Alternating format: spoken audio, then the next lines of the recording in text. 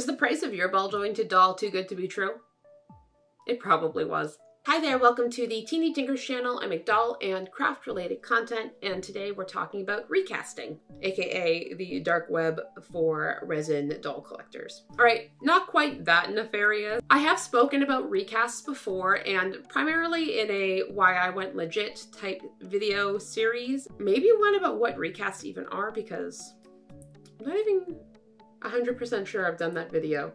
But for those who don't know, recasts are the unauthorized, copied, fake versions of original dolls. In this context, we're talking about ball-jointed dolls. This is typically something accomplished by recasters by making molds of legitimate doll parts and then producing knockoffs. So, not good. If you've been in the hobby for a while, you may have been around to witness the rise in recasting, because recasting has been around in the ball-jointed doll hobby for a while. Almost as long as the hobby has been around itself. Realistically, there have been recasters since the early 2000s, but there has been a definite spike in recast dolls, the availability and the offerings in the last 5 to 10 years. So let's talk about it. As mentioned, recasting kind of took off in popularity around the same time that the hobby was gaining popularity, which is kind of how these things go. With companies like Lutz, thank you to the person who corrected my pronunciation on that, by the way, Cerberus Project, and Vokes becoming more popular, ball-jointed dolls were increasingly in demand. Recasting primarily began in China, and this is mainly because there were already established industries and companies and factories that were able to create molds for mass-produced items. The factories with the technical capabilities to produce ball-jointed dolls, more so cast resin objects, were able to produce knockoffs of the original ball-jointed dolls. These counterfeit dolls were then sold on various online marketplaces, typically at a much lower cost than the original doll. This was very attractive to collectors who either couldn't or wouldn't pay for the doll at full price, but also, and I cannot stress this enough, were the dolls that were noticed by newbies who were discovering the hobby for the first time. People who found out what a ball-jointed doll was, typed in ball-jointed doll, and purchased from the first website that they saw. Because for newbies entering the hobby for the first time, they wouldn't know what a recast was, why they're unethical, and how to spot one. Now, we can all agree that ball-jointed dolls can be very expensive, especially because having limited dolls or limited runs of dolls can make finding the specific doll you want really difficult. This basically creates a scarcity market. This scarcity, combined with the high cost of original ball-jointed dolls, basically drove a black market for these dolls. Okay, before we get deeper, let's go over a few key things that contributed to the rise of recasting.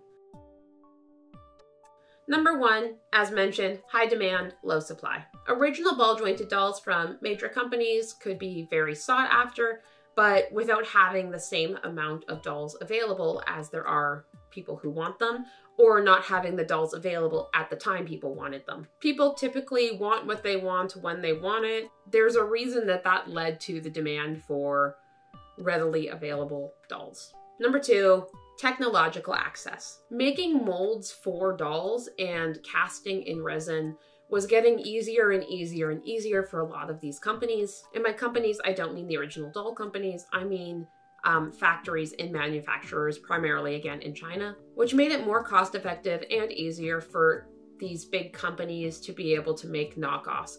Much easier, unfortunately, than it is for the original doll companies. Reason three, online market expansion. As the internet grew and online platforms like eBay and Taobao kind of really popped off, and the ability to use things like SEO or search engine optimization and ads to place your shop at the top of Google's search results, it became easier and easier and easier for recasters to get their products in front of people.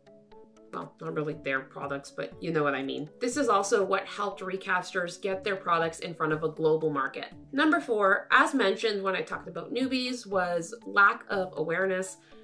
People new to the hobby or people who hadn't heard about recasting and the rise of recasting wouldn't have known that this was even an option, because there was a time when dolls didn't even come with COAs and stuff. You just got the doll. This was something that was easily exploited by recasters. Recasters would have a much easier time passing a fake doll off as a legitimate ball jointed doll, and a lot of customers would know none the wiser. So as doll forums, hobby groups, communities were starting to be aware, some of the things that the ball jointed doll community was worried about include recasting leading to fewer original designs. Basically, the idea is if recasting continues unchecked, legitimate companies might stop producing dolls or going out of business, which we'll talk about later. This would basically reduce the diversity in the kinds of dolls and the selection of dolls we had, driving up the scarcity market of legitimate BJDs,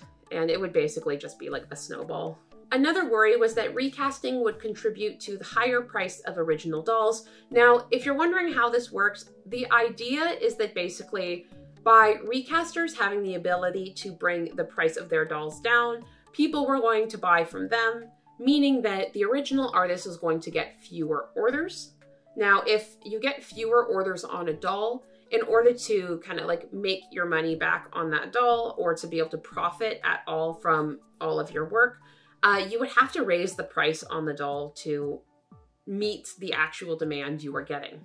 Basically making people worried that this would make it even harder for people to be able to afford and collect legitimate ball jointed dolls. Another community worry and maybe anxiety was the increased awareness around like making sure things were authentic and like verifying that a doll was purchased from a legitimate place. Basically, doll companies and independent artists were having to expend more resources, time, effort, money to include items in BJD packets, including like head plates, including things like certificates of authenticity, including spending time numbering dolls, all things like this that would take more time and energy from the artist, all in the name to basically mark their legitimate dolls as legitimate to protect themselves against recasting.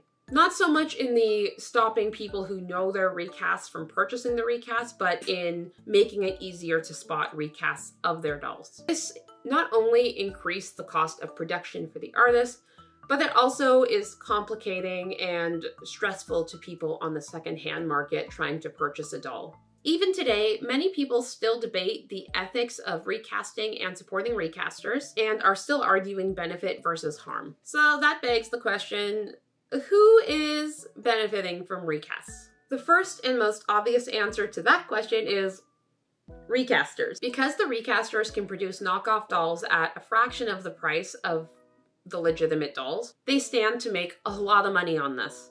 And before we see the arguments about if they can produce it for that cheap, why can't the artist sell it for cheaper? Listen, recasters are able to cut costs because they are able to cut out design, sculpting, prototyping, and let's be so real, quality control. All they have to do is the last stage of making a doll, which is creating a mold and casting it. And as somebody who does make ball jointed dolls and have them cast, I'm just gonna go ahead and say that 90% of the work is done before the casting. Recasters don't have to invest in creativity. They don't have to hire sculptors or artists or creative people at all. They just have to hire workers who will make the molds and pour the resin and sand the dolls and then ship them out, like mass manufacturing style. And if there were no legitimate artists, there could be no recasters. The other obvious answer to who benefits from recasting is purchasers of recasts. Again, because recasts are more affordable, generally that's kind of shifted in the last few years, but people who purchase recasts can and do argue that the reason they purchase them is that they can't afford the legitimate doll, and that it is like inherently like a bit classist or elitist in a way to keep people out of hobby spaces who are purchasing recasts. And while elitism is a problem in the ball jointed doll hobby, I don't believe it should apply to recasts because recasts are inherently unethical.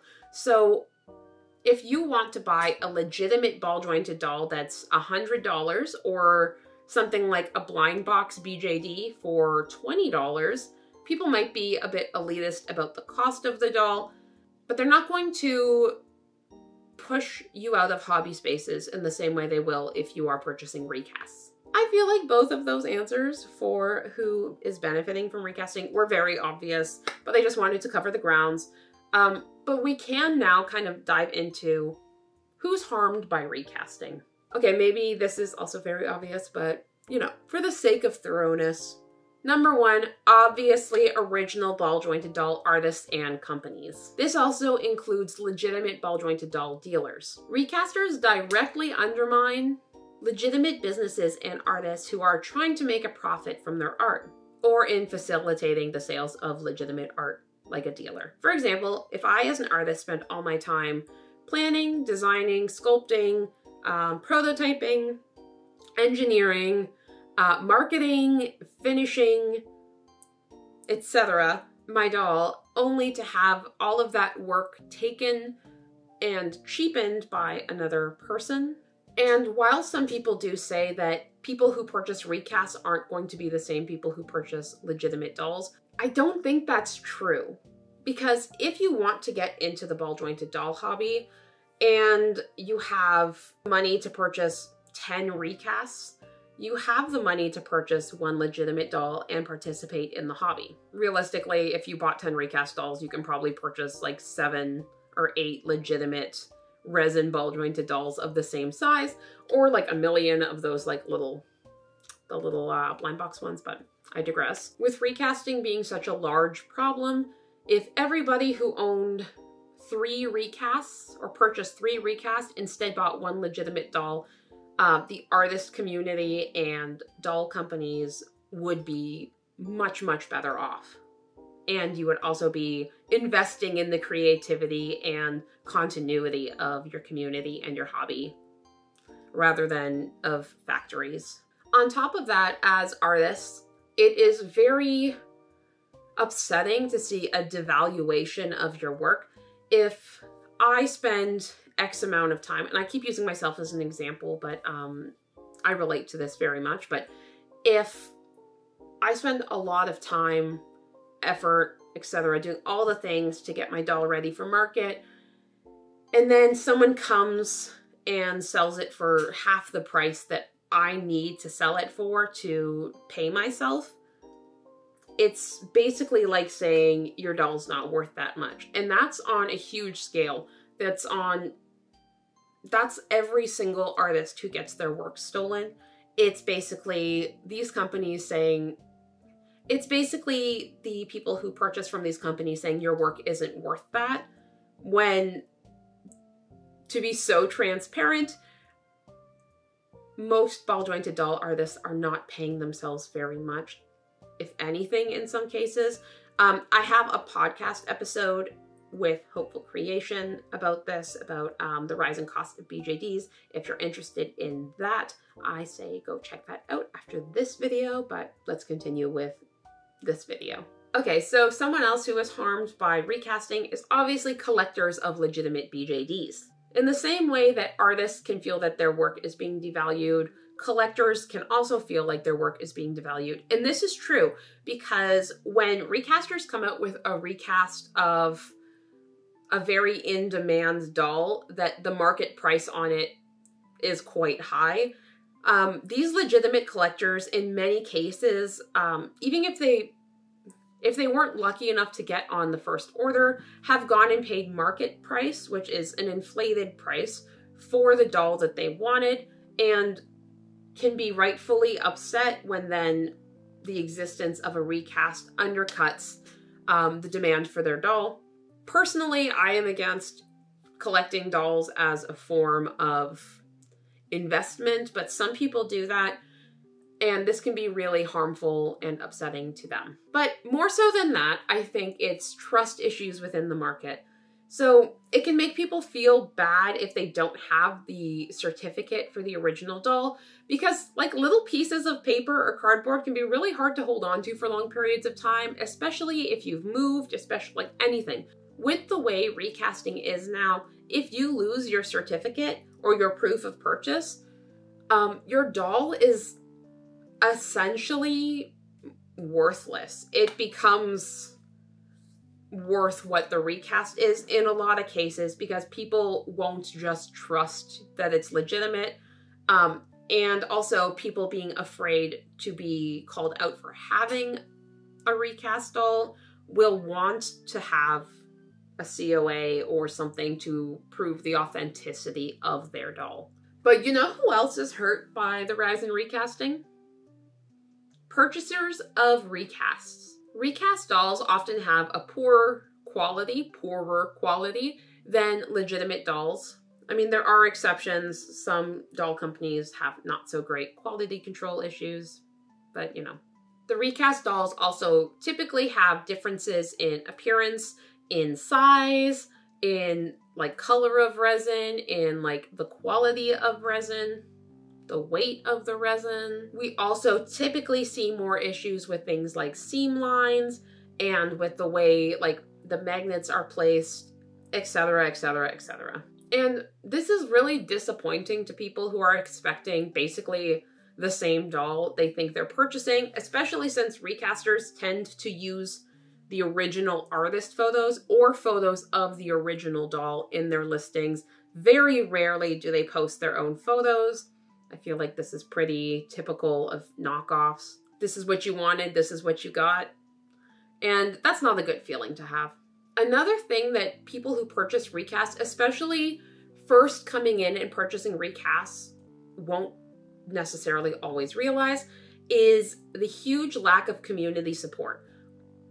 And I can say this from personal experience because when I first entered the hobby, I didn't know what a recast was, and I had a couple. Like I had a few recasts. Once I figured out what they were and why it was bad, I got rid of them and went legit only. And that was like a few months into my collecting. Basically by the time I joined community spaces. And I have to say that the difference in the community space for like recasts versus for legitimate dolls it's like a night and day difference. And having recasts will limit where you can post your doll, the support you get for your doll, which face-up artists will be willing to work on your doll, whether or not legitimate artists will sell to you if they see that you have recasts, being banned from certain hobby spaces and forums and things like meetups, your ability to participate in conversations, your ability to participate in meetups. It really does limit the scope at which you can participate in the hobby. And there's so many awesome ways to participate in this hobby that it would really suck to not be able to do so. Especially if you didn't know that that's what you were getting. And of course, the last kind of like group this affects is the BJD community as a whole. I feel like that's so obvious, but just to recap, it's basically due to like the breakdown of trust between buyers and sellers and between what content they want to engage with. So if you are very pro-artist, meaning you support artists and only purchase legitimate dolls, and are against recasts, which is a huge portion of the hobby, basically, you might be a lot more iffy about who you're going to follow. You have to kind of scrutinize who you're supporting, and all of that. It's not a good feeling, and it creates kind of a feeling of distrust and separation within the hobby, which isn't great. It can also create tensions in the way that some people who purchase recasts will say that it's classist or elitist to not allow them in spaces because you just don't like me because I'm poor, which is not the case. That's not what's happening. I would say 9 out of 10 times. At least I really hope that's not what's happening. I'm sure it has happened, but it kind of starts this argument that's kind of a false narrative about why you're being kicked out of hobby spaces or not allowed to participate in certain things. And it wouldn't feel good as the person to have the recast to feel like you're being excluded, but also as the person who supports legitimate and doesn't want recasts in legitimate spaces, it would give you kind of like pause and like make you not feel good about like allowing it because then it seems like it's okay. And it's just like, again, it's just creating divide and tensions that really would be nice if they weren't there, you know? So all that to say, as the community has been growing since like, we'll say early 2000s to now, which is almost 25 years later, which is wild. We're almost another quarter of a century of hobby in this side of the world. Wild. And with the increasing awareness around recasting and its ethics, more and more ball jointed doll companies started to kind of take a stance. As mentioned, a lot of companies, including, we'll say Vokes, introduced Certificate of Authenticity, or COAs, and started including serial numbers in dolls' heads, stuff like that. Vokes has also apparently been working with the community to spread awareness and information and basically educate the community on recasts and what they are and why they're harmful. And while Vokes has unfortunately continued to be recasted by basically every recaster, having the serial numbers or COAs and making the community more educated on the topic has helped collectors of their dolls verify the authenticity and of course raised awareness about the issue. Hopefully leading to less of their fans collecting recasts in the first place. However, you know, as mentioned, recasts of Vokes dolls are still available on recast websites, etc. Another company that took action was Fairyland, which is the maker of things like Mini Fee, Little Fee, Real Fee, maybe it's Fae, I don't know, maybe it's Mini Fae, but I'm gonna say Mini Fee. Fairyland has been very vocal against recasting, as their dolls are some of the most recasted. Pretty wild, but they are. I feel like it's hard to look at a Mini Fee and not wonder if it was recasted, especially things like Chloe. Chloe is like probably the most recasted doll of all time. But they started introducing not only COAs, but holographic COAs, which are more expensive and harder to replicate. And again, while Fairyland has definitely succeeded in making it easier to spot legitimate versions of their dolls versus recast versions of their dolls, as well as having like more awareness around the issue in their community, there are still black market or recast versions of their dolls available, continue to be available, and are one of the most recast dolls. Also in the fight against recast is Dollshe. Now, I know, Dollshe has their own issues. If you know, you know. We're not going to get into that today, and I'm not going to parade Dollshe as a beacon of trustworthiness in this hobby. They're not. However, Dollshe has had their moment in, or a moment maybe, in the fight against recasts, as well as, again, spreading awareness amongst people about recasts, calling out recasts of their specific dolls, etc. Recasting has undoubtedly hurt so many independent artists and doll companies. It is, however, really difficult to say which specific companies have gone out of business because of recasting. I feel like it's probably even hard to say for the companies themselves, because how do you measure that? But I think it's really fair to say that recasting has absolutely been a significant reason for the downfall of some notable companies. So while companies that are experiencing financial struggle from recasting pretty much never or very rarely attribute it directly to recasting, because like I said, it's really hard to specify if that is the sole reason or the main reason. It's just a contributing factor for most. So even if recasting only decreased your sales by 5 or 10%, that 5 or 10% can make or break a small company. It can make or break a big company as well. Especially, like I said, if your margins aren't that big, if you have like a 15% margin and that gets cut down to 5, it's not operationally viable. Do you know what I mean? Small companies and independent artists don't have the resources of these factories. It's very David and Goliath, and it's not a fair fight.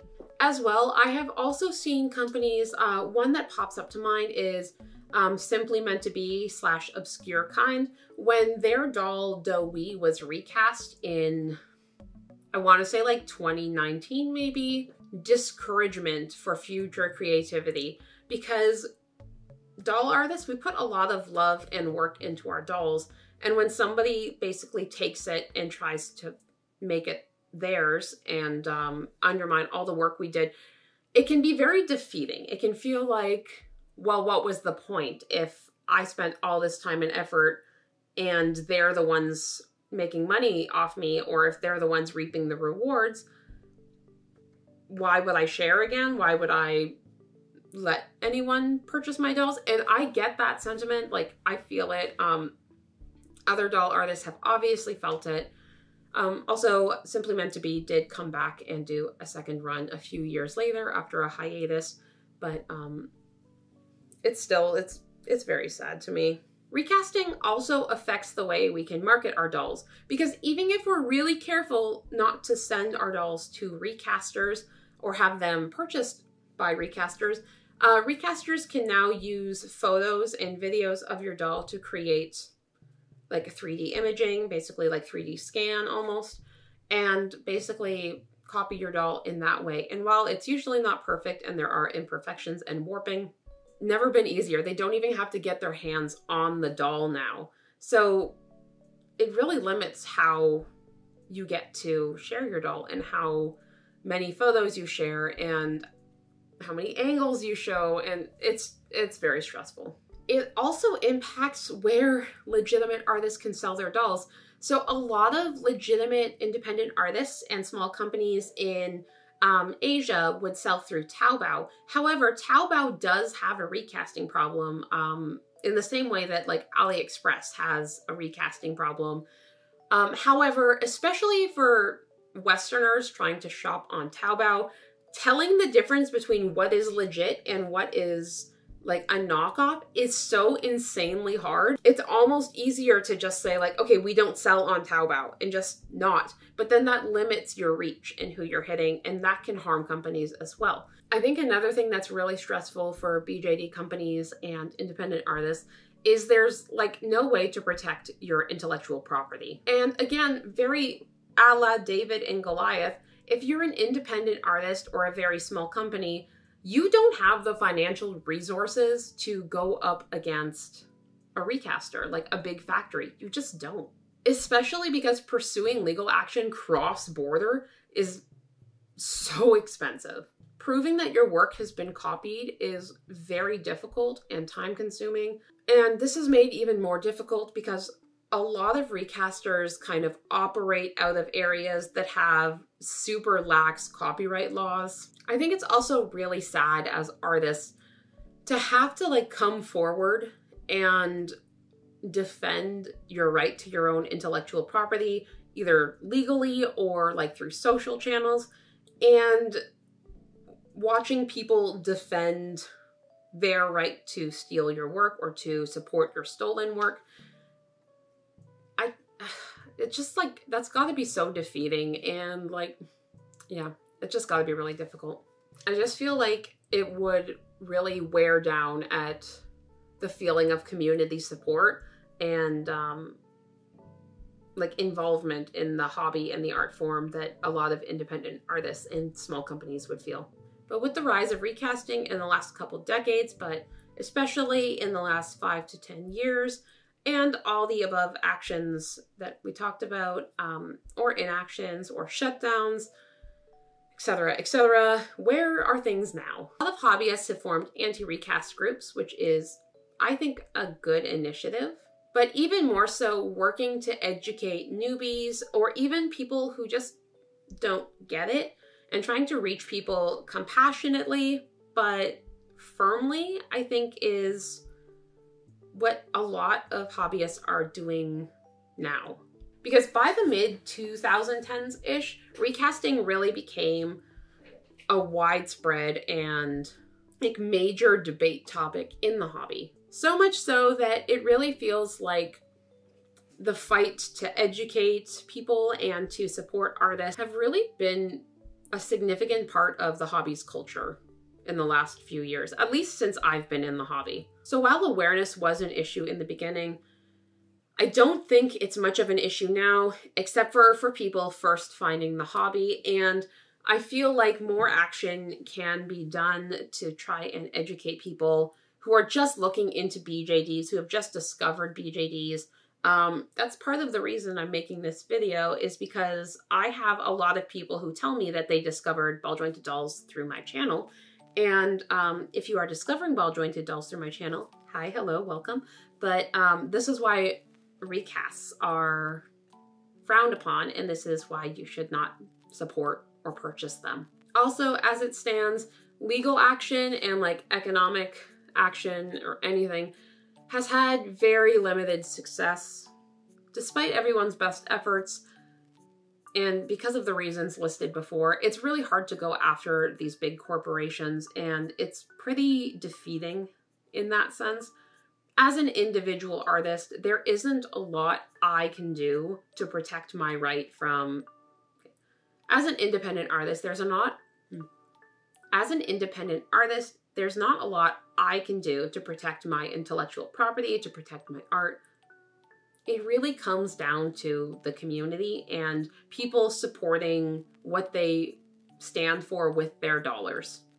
Because if Disney can't go after, like, Chinese companies knocking off their products, how am I as an independent artist? How is that going to happen? And as it stands, BJD companies and indie artists have had to do what we can by introducing things like security features, aka like COAs, and like numbering dolls, stuff like that. And even change those security features when recasters attempt to or successfully copy them.